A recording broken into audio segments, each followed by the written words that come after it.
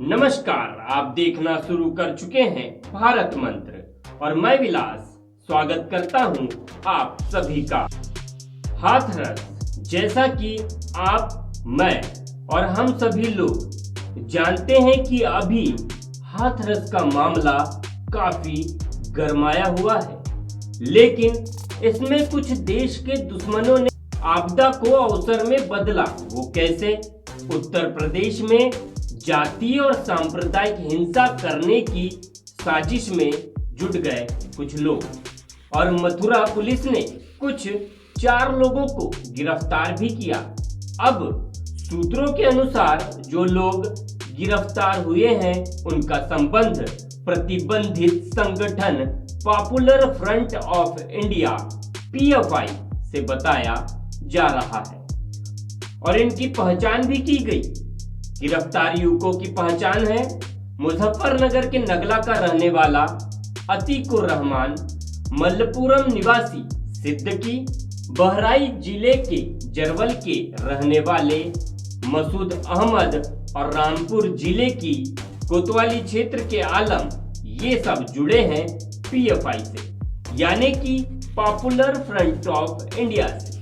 लेकिन न्यूज पढ़ के या देख के दिमाग में एक बात तो आई होगी कि PFI आखिर किस खेत की मूली है। तो आइए जानते हैं एकदम आसान सरल शब्दों में क्या है PFI। Popular front of India PFI एक उग्र इस्लामी कट्टरपंथी संगठन जिसे झारखंड में प्रतिबंधित किया जा चुका है। जी हाँ, मैंने क्या कहा? PFI popular front of India एक उग्र इस्लामिक संगठन। ये कदम झारखंड राज्य सरकार को उठाने की क्या जरूरत पड़ी? क्यों आखिर उठाया गया ये कदम? क्योंकि इस संगठन PFI के राष्ट्र विरोधी गतिविधियों में शामिल होने की शिकायत मिली थी। इतना ही नहीं, झारखंड सरकार ने माना था कि PFI एक ऐसा संगठन है जो आतंकवादी संगठन IAS से प्रभावित है। नागरिकता संशोधन कानून की बात करें तो इस कानून के नाम पर हुए हिंसक प्रदर्शनों के पीछे जब से पॉपुलर फ्रंट ऑफ इंडिया का नाम सामने आया, तब से हर राज्य और केंद्र की सुरक्षा एजेंसियां इसको लेकर काफी अलर्ट हो गई। PFI एक उग्र इस्लामिक कट्टरपंथी संगठन। देखिए, मैं बार बार बता रहा हूं आपको कि PFI आखिर है क्या। इसके विरोध में सबसे पहले असम के लोग खड़े हुए थे। उस वक्त माना जा रहा था कि कहीं ना कहीं लोगों को इस कानून की सही जानकारी नहीं है, इसलिए ही वह अन्य लोगों के बहकावे में आकर सड़कों पर प्रदर्शन कर रहे हैं।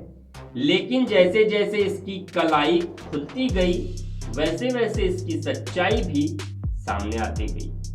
बाद में सरकार ने भी साफ कर दिया कि विपक्ष इसको हवा दे रहा है और कुछ देश विरोधी संगठन भी इसमें लगे हुए हैं। इसके बाद असम और उत्तर प्रदेश के हिंसक प्रदर्शनों में PFI जैसे संगठन के शामिल होने के खुलासे ने दूध का दूध पानी का पानी कर दिया। इसमें यह साफ हो गया था कि प्रदर्शन जैसा दिखाई दे रहा था, दरअसल वो वैसा था ही नहीं। कुछ लोग और संगठन उसको ऐसा बनाने पर आमदा थे।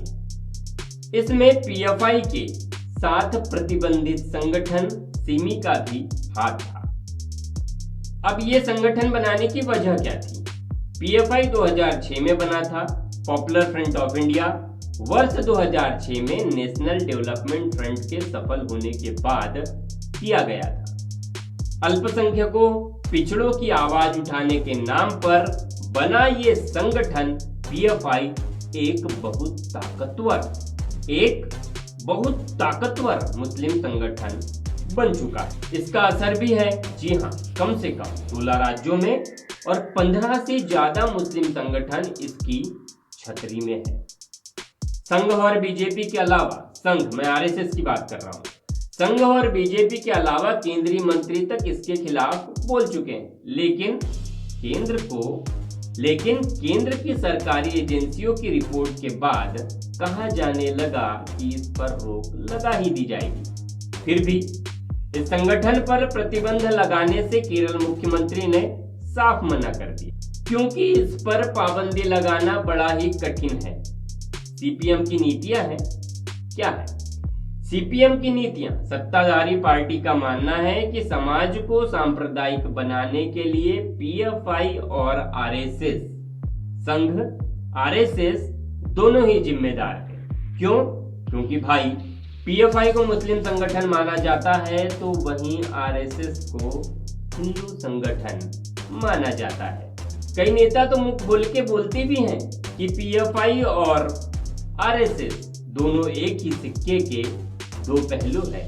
समर्थन और ताकत। केरल के एर्नाकुलम में पीएफआई से जुड़े एक छात्र की क्रूर हत्या हुई। तब हत्या की घटना पहले इस संगठन के कैडर की संख्या, यानी इस संगठन से जुड़े हुए लोगों की संख्या 40,000 तक पहुंच गई। फिर भी इसके पास 25,000 के करीब कैडर और 3 लाख समर्थक है।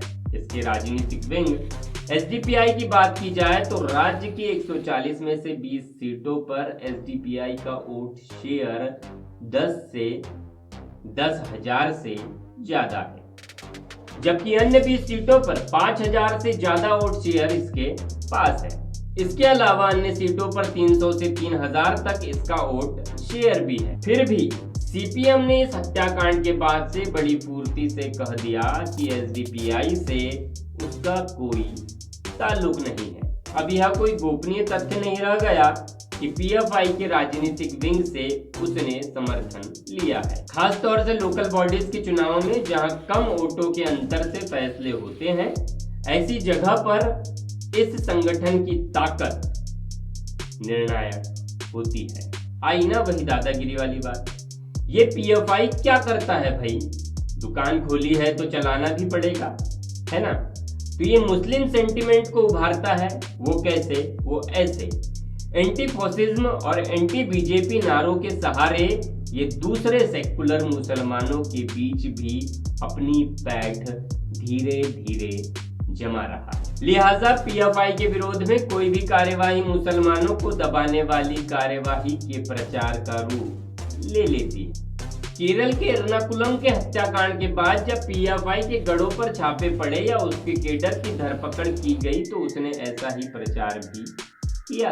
अब इसमें बीजेपी का कहना है कि लंबे समय से बीजेपी और संघ परिवार पीएफआई पर रोक लगाने की मांग कर रहा है, और ये दलील देते हैं कि यह तमाम और कामों के अलावा, यानी कि पीएफआई तमाम और कामों के अलावा धर्मांतरण और आईएसआईएस में भर्ती कराने जैसे कामों में लिप्त है। लिहाजा इस पर रोक लगाई जानी चाहिए।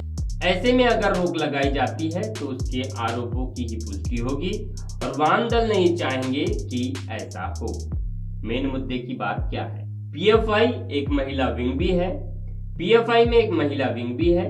यूपी और असम में हिंसक प्रदर्शनों में शामिल रहने से पहले भी यह संगठन कई तरह के गैर कानूनी गतिविधियों में शामिल रहा है, और केरल ने साफ तौर पर इस संगठन को बंद करने की मांग ठुकरा दी थी, जबकि राज्य सरकार को इस बात की जानकारी हासिल हुई थी कि इस संगठन से जुड़े कुछ लोग सीरिया समेत दूसरे आईएएस प्रभाव वाले देशों में मौजूद है। केरल में भी इस संगठन को प्रतिबंध करने को लेकर वर्ष 2018 में काफी बवाल हुआ था। यह मांग एर्नाकुलम में पीएफआई से जुड़े एक छात्र की क्रूर हत्या के बाद उठी थी।